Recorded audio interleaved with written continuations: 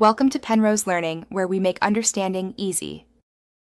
You start by confirming the essentials, update the Gcash app, then make sure your phone has a working internet connection.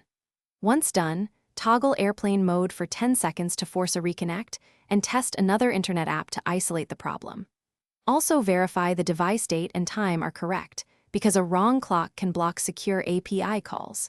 Keep your MPIN and registered mobile number handy, since you'll need them if the app requests reauthentication.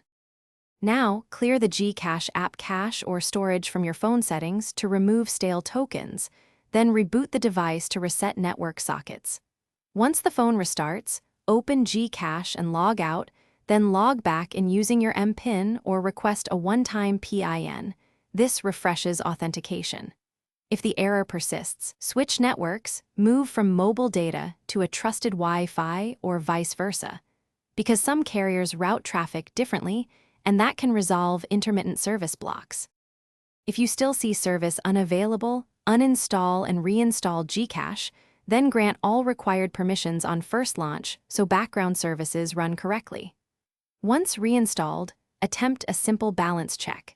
If it fails, capture screenshots, note the exact time and your phone model, and contact Gcash support with those details to speed diagnosis. As a temporary workaround, use the Gcash web portal or another payment.